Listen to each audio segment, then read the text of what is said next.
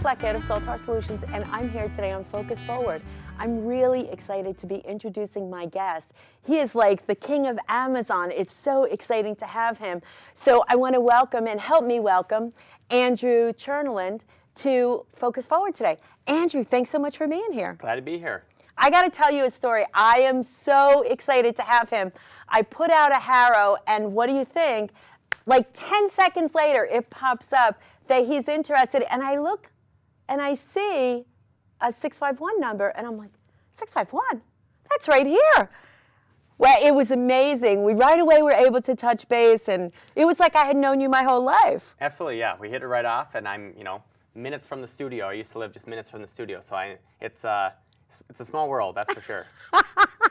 It's always great to have somebody in the studio. So most of my guests, I do my interviews via Skype, and there's always, the technical issues that potentially could pop up. It's so great to have you. Thanks so much for taking this time. Absolutely, glad to be here. I'm very excited to talk right now. All right, awesome. So we're going to jump right in. Okay. So this show is primarily about Amazon and how somebody can explode their business on Amazon. So we're going to kind of skirt over those initial how you get involved, what you do, the nuts and bolts of creating. And I want to jump fast forward to, okay, you're selling on Amazon, you're doing really great things, you're very excited. What are the things that we might need to look for in our Amazon? But before we do that, I want you to give us like a very brief discussion or description of how you got involved in Amazon, and then let's just take a second and do that. So Sure. Tell us about it. Absolutely. So for many years, I've been selling through kind of brick and mortar institutions, places like that, regular storefronts, and I was selling on eBay for a long time. But now Amazon has just taken off for me. It's becoming the world's biggest marketplace, and that's where everybody goes to shop. And so we've just focused a lot of our efforts towards selling on Amazon and to Amazon. I really started out when I was 19 years old in college, selling and importing from China, and this was long before that was a little more commonplace. And Amazon at that point actually only really sold books, and so I sold directly to schools and directly on eBay. And I did that. I grew a business. I still maintain that business today for a different line of products that I sell. And then once I've learned kind of the lessons from that, I was able to apply that to a larger scale for a lot more products. And now I sell tens of thousands of products on and to Amazon. I thought I sold a lot with 42 products. I was like, wow, 42, that's a lot. So initially, your first product, if I understand this correctly, were watches that monitor the heart. Was that it? Correct. So I was a runner in high school, and so one way to train is basically to use your heart rate to determine how hard you're working. And so it's a really good indication. And so I sold to a lot of different runners, and like high school runners through schools, but also on eBay, heart rate monitor watches that I imported from China. And so I was able to buy watches at $5 a piece and sell them, at discounts at $80 a piece, and bring in small shipments of those, a couple hundred at a time, and eventually I morphed into different products. But that's kind of where I started out. So just from what I understand, at that time, importing from China, it was kind of risky because you had a certain number of items that you knew were never going to see the light of any store because they weren't working, but you still paid for those. Absolutely. So your $5 purchase that you spent $80 or made $80 on, you didn't really make $80. You had to pay shipping, you had to pay administration costs, you had to pay for the things that weren't working. So this is the thing I think that people have to understand when they hear, oh, he bought it for $5 and he sold it for $80. Wow, great business. You have to understand that there's a lot of costs that come out of that. And that's one thing I think people don't understand. I know myself, when I'm out at events and I'm selling peanut brittle and they ask me about my sales on Amazon, I'm like, well, yes, the price is higher on Amazon because I have to pay my 50 to 55% to Amazon plus my costs. So, it's a very different thing. It's really important that people understand the price they pay is not what you get. Absolutely. That's the first thing. One of the biggest lessons and the things I tell people early on when they're searching for products, or for some of the people that I employ when they're searching for products for our business, is the margins have to be killer. It has to be, where you want to run into my office to show how great of an opportunity this is, because there are those extra costs. And the reason I don't sell those heart rate monitor watches anymore is for the same reason. Now, China's come a long way, and the quality's a lot better, and importing overseas now is a lot easier than it was 10 years ago. But the same kind of difficulties are there, and all those import costs, import duties, logistics, quality assurance, all those kind of things. There's a reason why I don't sell that exact line anymore, and it's because of those kind of difficulties, quality issues, things like that. And so that's definitely one thing that when people are looking to start an Amazon business or looking to expand their line, they really have to be selective early on how they want to select those products, because there are all those additional costs that eventually do factor in.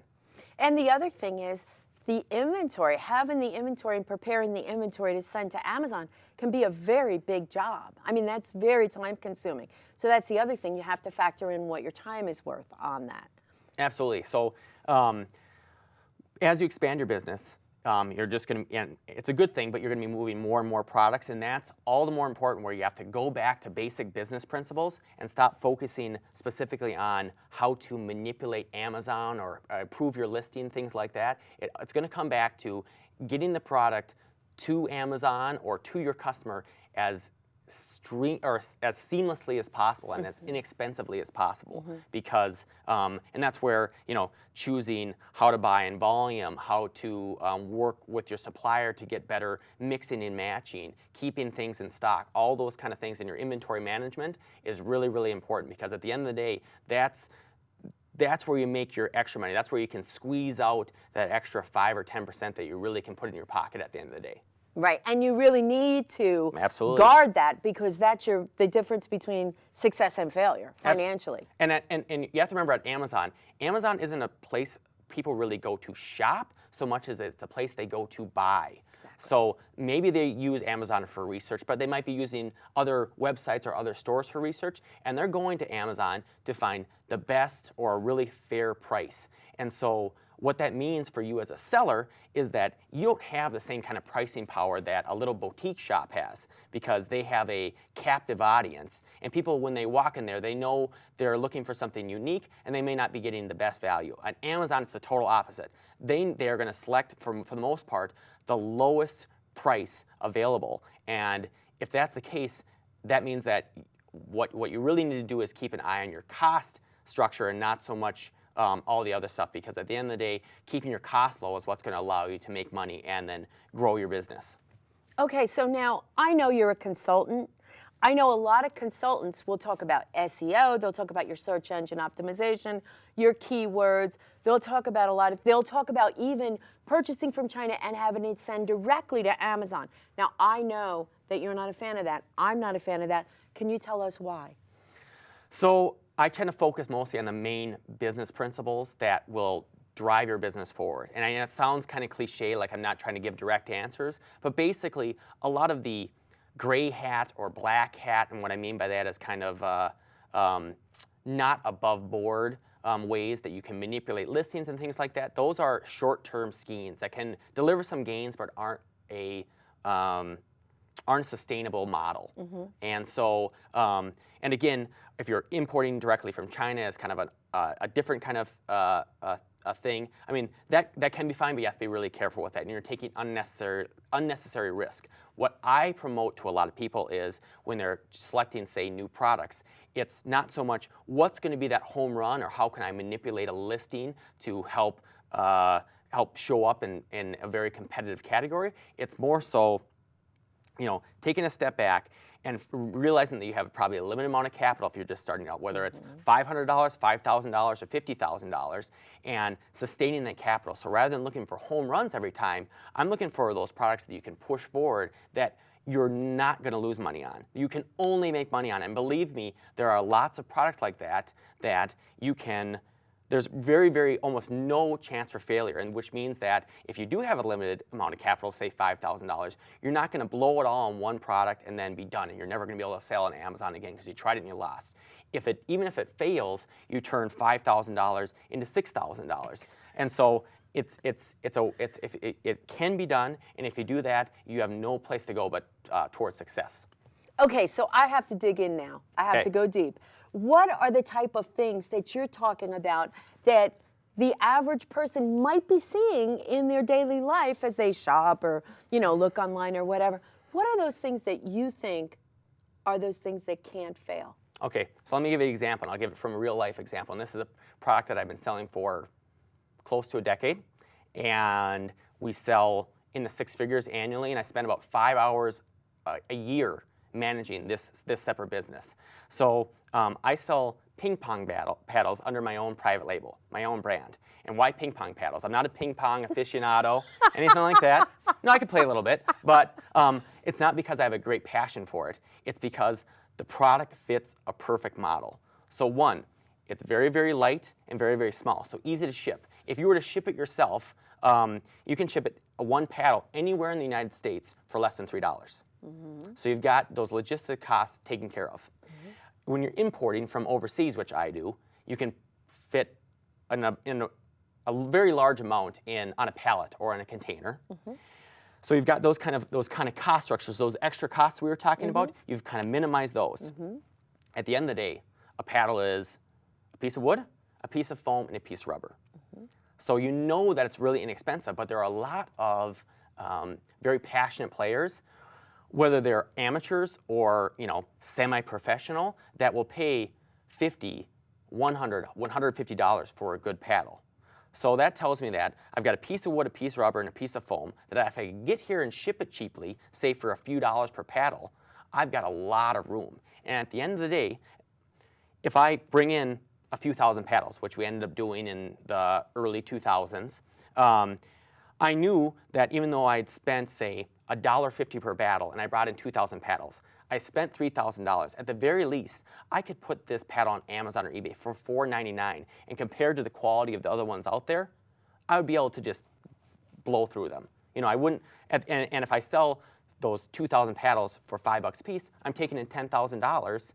With all my other costs, I'm actually even in my worst case scenario, where I'm just basically trying to liquidate, I'm still making money. Plus, if I'm able to actually sell them, which we were able to do for $30, $40, $50 per unit, we're making a lot of money. And the beautiful part about that is, paddle specifically is, as opposed to the heart rate monitor watches, which I mentioned earlier, no electrical components. Mm-hmm. It's a ping pong paddle, so when it gets delivered to the customer, they open it up. Whether it's exactly what they pictured or not, and whether they really think they got a good value at $50, it's still the ping pong paddle. With a heart rate monitor watch, it could come in and be dead on arrival. There could be some kind of hardware failure, something like that, but a ping pong paddle is a ping pong paddle. As long as it can hit the ball, which it certainly can, it's a valid product. And so we were able to move that and really kind of grow that business. And those are the kind of products where if you think about it, everything I just said makes sense, and there are a lot of products like that. It's just hard to get your mind around it until you're practiced at it. And that's where, I've taught, my employees and some other people and myself, I've kind of become an expert at identifying those things and then, and growing with those products in mind. Perfect example. Okay. I love it. Good. It's awesome. It's true, too. It's all awesome. True. The wheels are turning, I'm sure, for the people that are watching as well. Now, a question. You're a consultant. Correct. You travel and you go to people and you help them to really set up their Amazon, or maybe they have Amazon, you help them take their business to the next level. What do you do if one of your clients tells you something that you just really know is like just riddled with danger zones? It's like you're in a situation and you're saying to yourself, what am I going to say? What am I going to do to try to steer them away from? What do you do? Sure. So it definitely does happen. A lot of time it's just about education and not understanding the details. People don't, and some of those details are specific to Amazon. So what works in one marketplace may not work here. And it's just about educating them further about why that may not work or is likely not to work. So it usually isn't too combative. And if people want to go that route. I'm not a soothsayer. I don't know how everything will work out, and some stuff is going to work, even though I am very surprised by it. But for the most part, I'm able to convince them just by explaining the specifics. And if they really think it through, that's where I can help on that aspect, because I know all the details. I know the questions that maybe they're not prepared to ask yet. And when I'm able to convey that information to them, it just makes the decision a lot more simple. Great answer. Thank you. I hope I didn't I hope that wasn't absolutely. like putting the feet to No. I didn't mention any specific names. All right, good, awesome. All right, question about how much you're actually taking out. So you get a profit after your sale. How much do you actually, is there a percentage that you actually take out and another percentage that you put back into the business, or do you just put all of it back? No, we definitely take money out. So I've got a family and a mortgage like anybody else, and so we're paying that. We typically shoot for, after all fees and everything, somewhere around 20 to 30%. Now, let me add the caveat. We're large enough where we're able to, 20% is a significant portion. If you're just starting out, a lot of times you're going to have to shoot for something higher than that, 30, 40, 50, 60%, because you want it to be worth your time. But because we're taking on entire lines of companies and we've got thousands and thousands of product, it's very simple for us to add a few other products of our product line that we're not making the best margin on, because we're already buying a whole truckload from that company. For them to throw on those things, well, we might as well make a few extra bucks on these other items, even though they're not our main bread and butter, so to speak. And so we've been growing a lot and putting money back in the company, but for the most part, we do turns, say, every we could probably keep at Amazon like 60 days of inventory, something like that, 2 months of inventory. And so it only takes, at that margin, a year worth of turns to actually be cash flow positive, where now the money we're coming in, we've already got the inventory paid for from our own profits, and then we're able to just take out cash without really hurting the business much. So when you're working with, tell me about your clients. I know you're a consultant. What kind of things do you do for your clients? And then give me a kind of a picture on who your best client would be. So for when we work with clients, a lot of them are established sellers or people who have semi-significant capital, say $10 to $50 to $100,000 to be able to put in, and they want to do this full time. And certainly, I work with a lot of people that do not do it full time and are just looking for a little bit of help. But most of our clients, they're trying to make this a full-time job. And the way our consultancy generally works is we have a flat fee per month of service. And so you get unlimited access for a month of service. And so what ends up happening is we can help with, we have like an initial 1-hour phone call where we get a good feel for the business. We answer kind of more strategic questions. And then when people actually go into practice to do the nitty-gritty and actually execute based on the strategy that we've come up with together, that's when they just want to shoot off a quick email and say, hey, am I doing this right? Or what do you think about this? I'm comparing these two things. Should I do A or should I do B? That kind of stuff. And that's where we're kind of unique from a consultancy standpoint, because if you were to call up a lawyer or something like that, to answer the phone call, they're charging hundreds of dollars per hour, right? Exactly. And that's where this flat fee comes in, because we have a lot of people that have questions, and we want to be able to answer those questions, and they're simple for us to answer, but they don't want to spend a minimum half hour at $500 an hour to be able to get those questions answered. And so with that flat fee, we deal with a lot of people that are just kind of getting going or have another business outside of Amazon that they're mainly managing, and they want to kind of step up and get ahead with their Amazon sales and not have to be learn a whole new marketplace all over. You leave that to us. We're the experts when it comes to that, and then you can focus on actually just growing your business in a more traditional sense. And there are a lot of complicated details to Amazon. A lot of complicated details. And I was lucky to have somebody who helped me. And I mean, I spoke to people specifically about about this show coming on who had started their Amazon business, and when I dug in, they still haven't sold anything. And I right away was able to start out immediately selling and that was because of the help I got. So there's a lot of complicated details. So who is your best client for your, for your consulting business? Sure. So, we just signed one up yesterday. That's a publicly traded company. So they're a really big company, and they're excited to move forward with this. And they have the resources and the willingness to go forward. They just need a roadmap. They need some people so that they can use our years of experience to be able to avoid a bunch of pitfalls. And so that's where we can really come in and add a lot of value, because it's not so much, we're not going to be able to walk you through or be willing to walk you through the exact mouse clicks of doing things, step 1, step 2, step 3 of very, very simple procedures. What we're there to do is to help you tweak your business model slightly so that it fits Amazon a little bit better. And some of that is in very specific details, and some of it is more strategic. And based on our experience, since we already sell on Amazon millions of dollars, we sell to Amazon millions of dollars, we send in anywhere from small packages all the way to literally train cars full of product. We can take businesses small and large and help them get to that next level and avoid what in reality took us months or years to learn. And so that's where we really kind of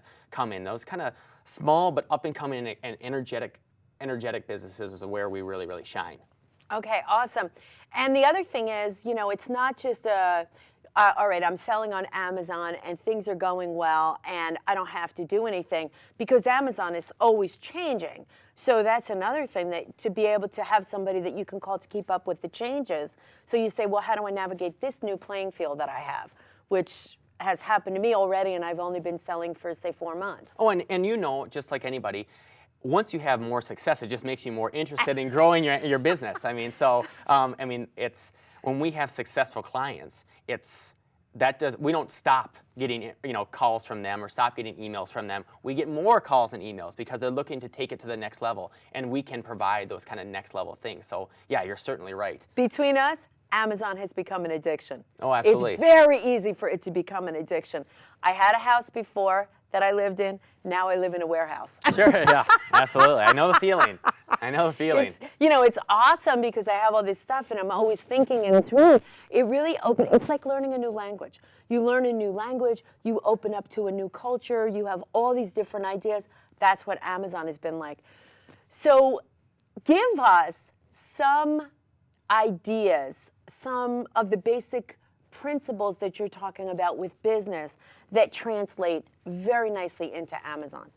Imagine if we were like a client of yours. Sure. So what I really focus on is not the listing itself. A lot of things that you'll find on Amazon, and you can find them for free, so you don't need me for it, as far as how to beautify or add content to a listing so that a customer knows how best to purchase or is interested in purchasing an item.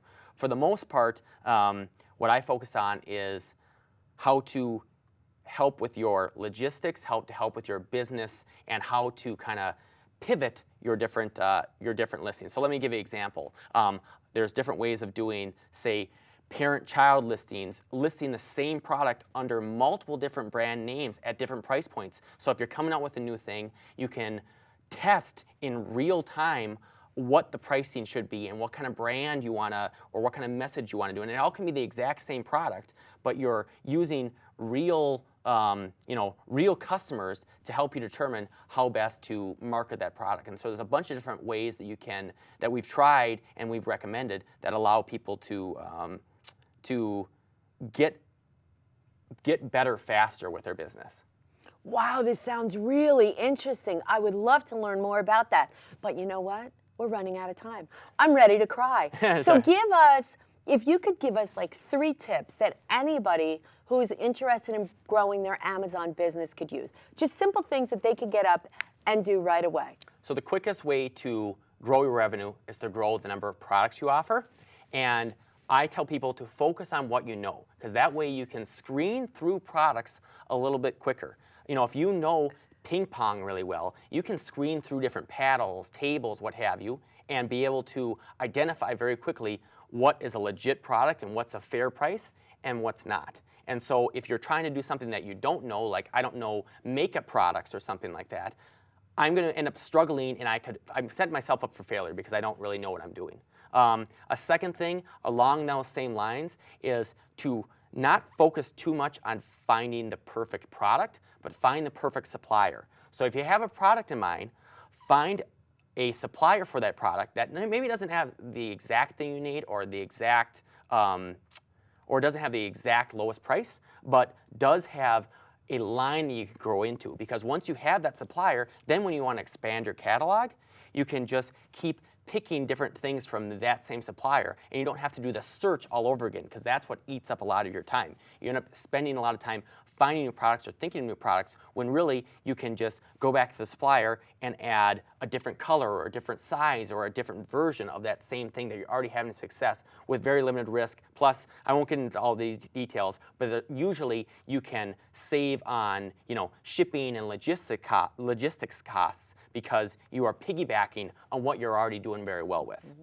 And I'd say the last thing is to really prioritize, especially if you're doing this as a part-time business or you're just looking to grow. Focus on what you need to do. You need to find products, you need to sell those products, you need to manage your business. If you end up spending a lot of time picking and packing and shipping, you spend a lot of time answering customer emails, things like that, there are a lot of very inexpensive, I'm talking, tens of dollars per month, most less than $100 per month of services you can use to basically decrease your workday so that you can, if you choose to, you can either, use your time for leisure time or expand the amount of time you're using on actually value-added stuff and do that kind of stuff. And so that's where some value-added service and consultants can really help.